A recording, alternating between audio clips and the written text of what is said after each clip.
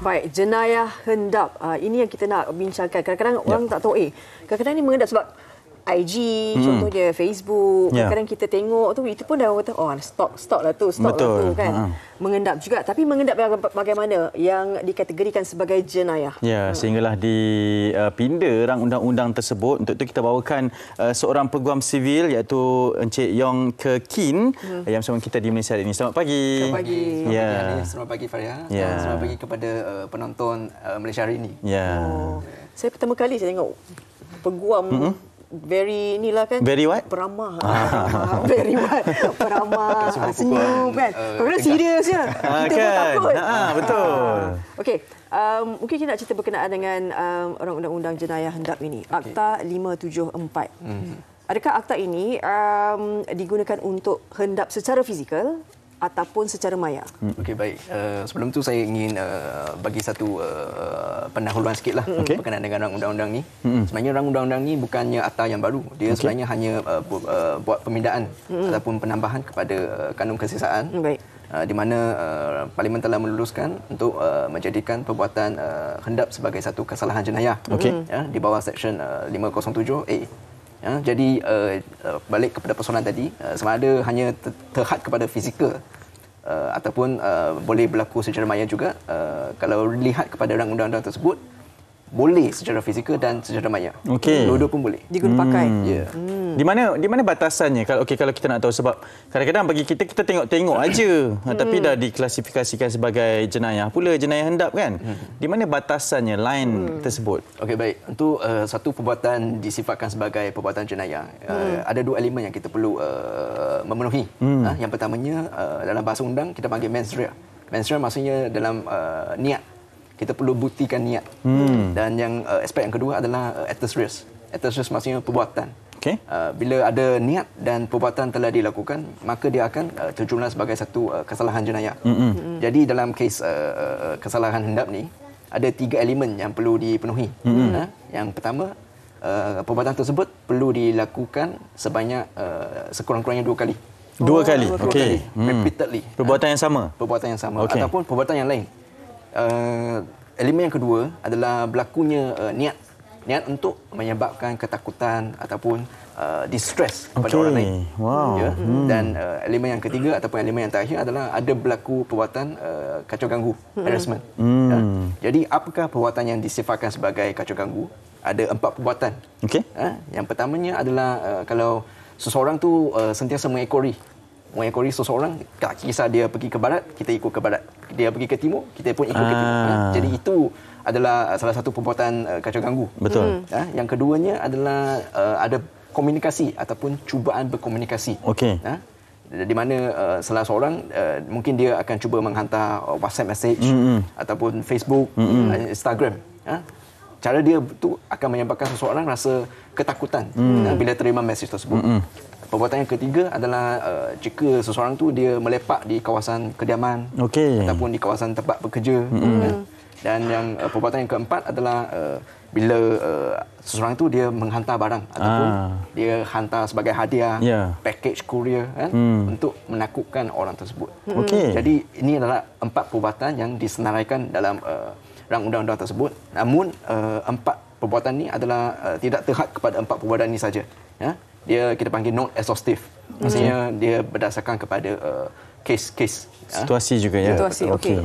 Sekiranya mangsa lah kita lah kalau rasa macam ada rasa 4 yang Yong cakapkan tadi, apa yang kita tindakan pertama? Kadang kita macam mana nak buat Faham. Kalau dari sudut mangsa, apa yang boleh buat adalah yang pertama sekali mereka perlu melaporkan kepada pihak polis lah, supaya ada satu rekod untuk pihak polis menjalankan siasatan lanjut. Dan lepas pihak polis membuka kertas siasatan dan pihak polis akan mengumpulkan data-data ataupun bukti-bukti. Lepas dah kumpul ke semua bukti-bukti dan pihak polis akan menghantar kertas siasatan kepada pendakwa raya. Lepas tu pendakwa raya akan melihat kepada bukti-bukti yang telah dikumpul dan membuat keputusan sama ada untuk mendakwa di mahkamah ke tak. Itu adalah untuk prosiding jenayah lah. Apa yang selain daripada prosedur jenayah tersebutlah, mungkin Tuan Yong sendiri boleh bantu nanti kan, yang perlu kita lakukan secara peribadi dalam memastikan bahawa sebelum kita nak saman ke nak ambil tindakan tu, kita dah ada langkah pencegahan sendiri dah ni. Baik, apa yang saya sarankan adalah supaya sebab sekarang ada pelbagai media sosial, ada platform yang pelbagai, contoh macam Instagram, Facebook kan. Jadi orang sekarang lebih bercenderung untuk upload ataupun memuat naik gambar. Contohnya, let's say hari ni I hadir ke Sri Pentas. Dia update lah. Sri Pentas. So, I ambil gambar selfie, I terus upload. Jadi orang tahu I sekarang berada di Sri Pentas. Jadi saranan saya, jangan upload terus pada masa itu. Mungkin bagi satu gap Delay masa. sikit lah. Delay sikit. Mungkin petang nanti baru I upload. Jadi orang tak dapat kenal pasti di mana saya berada. Okey, faham. Itu salah satu saranan caranya lah, ya. Okey. Kita tahu kalau mengendap kan secara fizikal ataupun maya. Contohnya kalau macam secara fizikal. Seseorang individu itu dia ambil langkah untuk mengupah PI, private investigator kan. So macam mana? Adakah PI itu dianggap sebagai penghendap ataupun bagaimana? Okey, itu soalan menarik. Dia akan berbalik kepada elemen yang saya katakan tadi. Ada 3 elemen. Elemen pertama mesti ada niat. Elemen kedua mesti ada perbuatan, dan elemen ketiga ada berlaku sekurang-kurangnya 2 kali. Jadi kita rujuk kepada elemen yang pertama, iaitu niat. Kalau seseorang penyiasat peribadi, dia tidak ada niat untuk menyebabkan ketakutan ataupun distress kepada seseorang yang lain, maka perbuatan hendap tu tidak dikatakan wujud lah. Maknanya dia kena pandang cover line kalau dia akan berpandukan kepada niat seseorang tu. Dan niat itu kita perlu justify lah nanti. Kita perlu buktikan di mahkamah. Okey, ada contoh-contoh kes yang pernah berlaku berkenaan dengan jenayah hendap ini? Kalau secara spesifik untuk kes hendap, mungkin tak, sebab hendap baru digubah sebagai kesalahan jenayah. Tapi mungkin saya pernah handle kes di mana seseorang tu hantar WhatsApp message secara spamming lah, kita panggil spamming. Maksudnya dia hantar tiap-tiap hari, tak kisah pagi, malam. Jadi itu dah menyebabkan sebagai satu gangguan kepada penerima WhatsApp tu. Jadi kita pernah filekan kes tuntutan sivil untuk tindakan thought nuisance, maksudnya kacau ganggu. Itu adalah civil procedure. Itu boleh itulah. Boleh. Tapi perlu bukti ada. Sebab kadang-kadang kita hantar mesej tu bukan niat nak mengganggu tau. Betul. Nak cuba-cuba je. Jadi ada bezanya lah kalau kita nak buat proceeding jenayah, dia punya beban pembuktian adalah melampaui keraguan munasabah. Maknanya pendakwa rakyat perlu buktikan dia tak ada niat yang lain, hanya niat untuk memang nak menyebabkan ketakutan. Kalau untuk proceeding civil, dia merujuk kepada kebarangkalian. Maksudnya mahkamah akan menilai kepada versi cerita yang diceritakan oleh pihak plaintiff dengan versi cerita defendant. Dan mahkamah akan menilai keterangan mana yang lebih boleh dipercayai. Faham. Itu untuk civil. Tapi kalau misalnya suami isteri bergaduh kan, suami spam message WhatsApp tu, itu bukan jenayah. Bukan. Itu nak mengujuk. Faham. Tapi bergantunglah pada cara. Okey, itu dah lain dah. Baik, amaran keras. Wanita memang antara perisik hebat sebenarnya. Ya, lebih dahsyat daripada mereka yang berkuasa ni. Tidak dinafikan. Okey, kalau situasi sebegitu bagaimana pula Tuan Yong? Adakah boleh wajar di sisi undang-undang? Okey, baik. Berbalik kepada rang undang-undang tadi. Rang undang-undang tadi itu sebenarnya tidak ada pengecualian sama ada hubungan tu atas dasar suami isteri ataupun tidak. Yang penting 3 elemen tu, selagi 3 elemen tu dipenuhi, dia akan tujulah sebagai satu perbuatan hendap. Jadi berdasarkan kepada klip yang dipaparkan tadi itu, isteri ni seolah-olah telah mengambil watak sebagai seorang penyiasat peribadi. Tapi apa yang saya katakan tadi itu, sekiranya seseorang tu merupakan penyiasat peribadi yang berdaftar, yang berlesen, mungkin dia boleh dibenarkan untuk melaksanakan tugasnya. Tapi mungkin dia nak jaga aib suami dia. Itu cerita lain. Tak, sebab nak menyelamatkan, nak defense lah. Kan. Kalau macam PI macam terbuka aib suami kan. Macam mana? Sebab rujuk kepada klip tadi tu, dia ada bagi tahu niat dia memang untuk cari kepuasan, memang nak cari bahan bukti, ada berlaku curang sebagainya. Tapi kalau cara dia telah silap, dia tidak ada pengecualian lah. Tak ada pengecualian. Tak ada pengecualian. Tetapi Tuan Yong, mungkin dengan cara itu saja bagi mereka yang tidak berapa cakna dengan apa akta yang ada, cara betul yang ada. Itu saja cara bagi mereka mengumpul bukti dan memperkuatkan kes ni ketika di mahkamah nanti. Sebab ialah bukan lelaki saja ya, tapi kadang-kadang dalam perhubungan ini bila berlaku salah faham sebegini, ada yang tak mengaku, ada yang tak nak pergi mahkamah, tapi dengan ada bukti-bukti macam ni dia boleh memperkuatkan kes tersebut. Oh, macam peguam lah.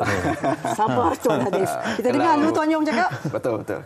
Kalau cara untuk mengkumpul bukti itu mengikut undang-undang ataupun tidak melanggar mana perbuatan jenayah, maka dia boleh buat sedemikian. Tapi masalahnya dalam klip yang dipaparkan tadi itu dia apa perkataan yang di-highlightkan? Dia dah seolah-olah kepuasan tu satu. Tapi yang niat dia memang nak mendatangkan ketakutan ataupun menyebabkan distress kepada suami dia. Jadi itu mungkin boleh menyebabkan sebagai satu kesalahan hendak di sisi rang undang-undang tersebut. Saya rasa macam complicated nak cakap pasal hendap dalam rumah tangga ni.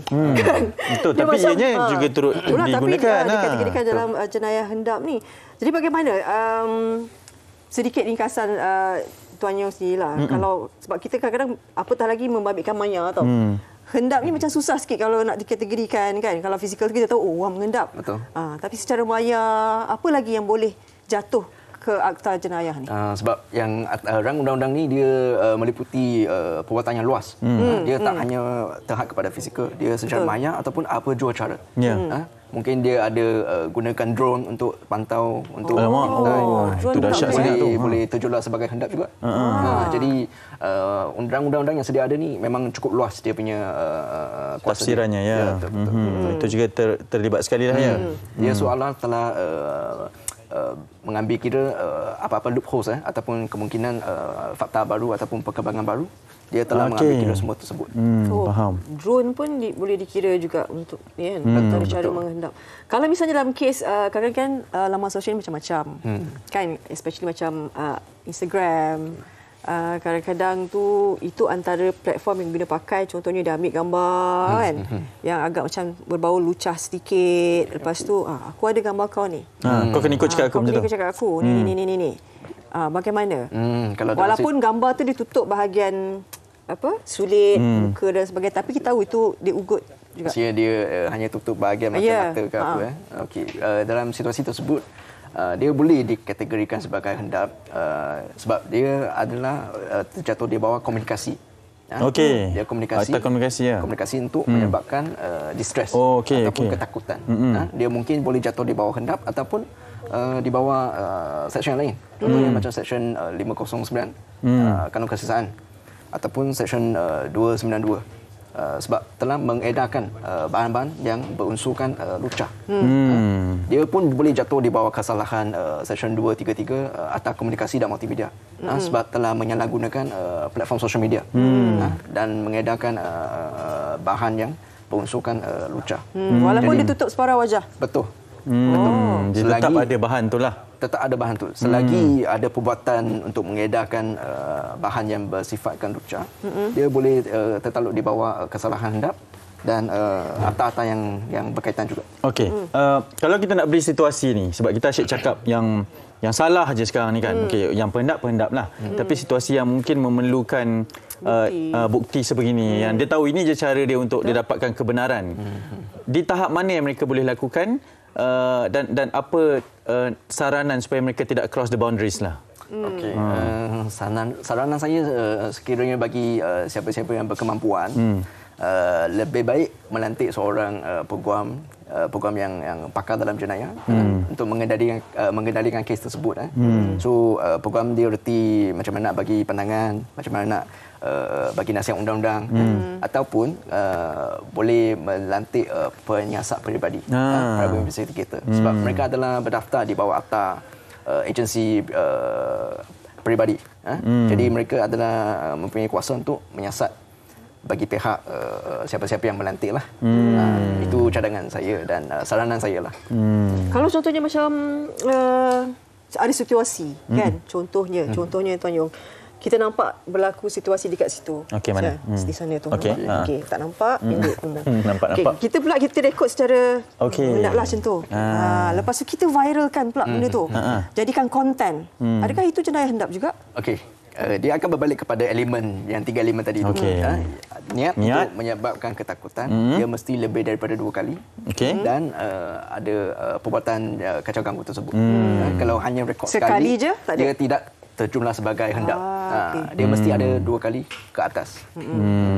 Okey, baik. Ini sangat menariklah supaya pemahaman ini, sebab yalah, kita melihat kepada angle perbincangan yang pelbagai kan. Dia ada juga yang betul-betul menjurus kepada siapa yang suka stok-stok ni. Stoker-stoker tu kita dah ada rang undang-undang yang telah pun dipinda, dan juga mungkin kepada yang menghadapi permasalahan isu yang memerlukan juga ada caranya kan. Apapun buat laporan polis lebih dahulu, dan nanti kalau misalnya ada kemampuan, boleh lantik Peguam Yong Kee Kin. Tiba-tiba promote. Terima kasih Tuan Yong Kee Kin, merupakan Peguam Sivil berkenaan dengan rang undang-undang Akta Jenayah Hendap.